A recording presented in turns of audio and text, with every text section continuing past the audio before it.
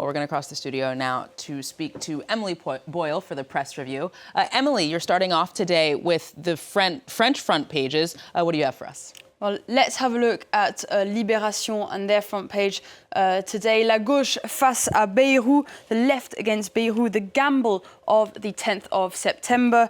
Prime Minister François Bayrou is facing an uncertain few weeks ahead as the four main left-wing parties have called for a general strike on the 10th of September and an effective block of Bayrou's budget. Now, the France Insoumise party has also promised to launch a motion of no confidence against the Prime Minister. Le Figaro also has this story on its front page. It's all or nothing for Bayrou if he wants to save his premiership. Bayrou is scheduled to give a press conference later today to outline his intentions with the budget. In July, he had announced that he was planning for nearly 44 billion euros in savings next year. For the paper Les Echos, here he has no choice but to put his job on the line. It argues that the left's block everything slogan might not resonate with most French people, which might play to the Prime Minister's advantage.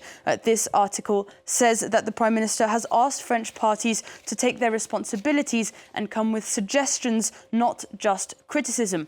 But criticism doesn't seem to be only coming from the parties. Le Parisien has this analysis piece today focusing on one aspect of Bayrou's proposed budget, which is extremely unpopular with French voters, and that's his plan to get rid of 2 national holidays. The policy would supposedly save 4.2 billion euros a year, but it has also, quote, crystallized popular discontent. According to this study, 84% of French people oppose the idea. Hard to see how the Prime Minister is going to convince the voters and the parties, but the paper L'Opinion sums up the situation quite nicely with this cartoon.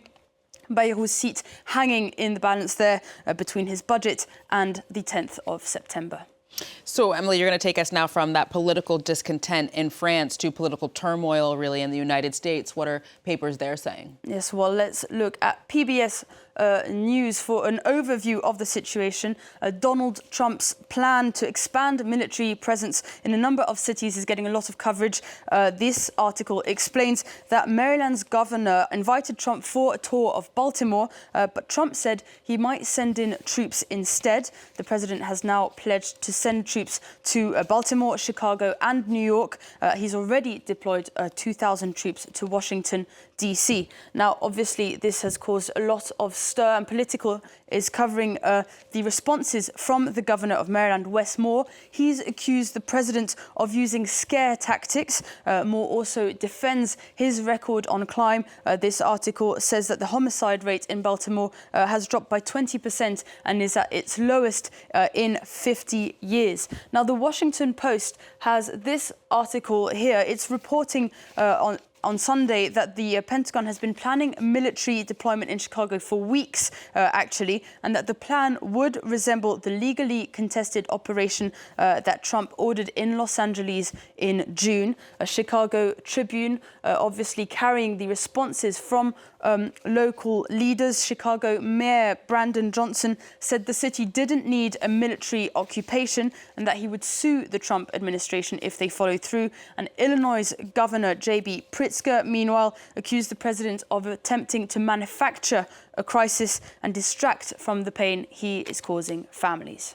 Emily, we'll change gears again now and head to the UK, which is coming out of another weekend rocked by some major widespread protests. Exactly. Protests on the use of hotels for housing asylum seekers took place in a handful of cities around the UK, as well as counter-protests and anti-racism marches. The government has since announced plans to reform asylum appeals, aiming to speed up decisions and no longer use hotels for accommodation. But these far-right protests have sparked a larger debate about the English flag and what it represents. The Guardian Guardian, for instance, has this opinion piece here by John Harris. He argues that flags have become tokens of prejudice and not pride.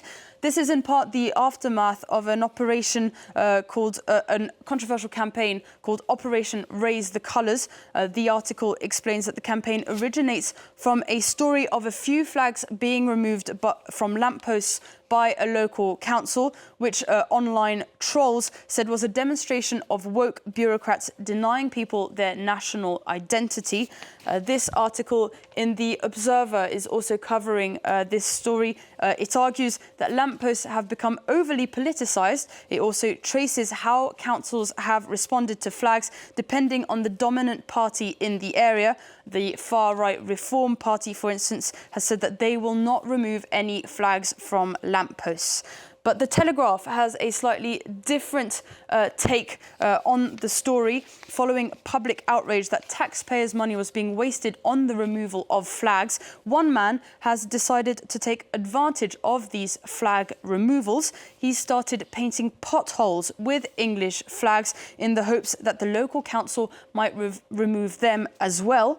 And this article suggests that his idea should be extended to rubbish bins, people who play loud music on public transport, or even some politicians. You're going to finish, Emily, then with a more positive story from the United Kingdom. Yes, it's not all doom and gloom in the UK, quite the opposite actually in London for the Notting Hill Carnival. Here are a few photos of the event yesterday. The main event is taking place today, this afternoon. This is from the Children's Parade on Sunday.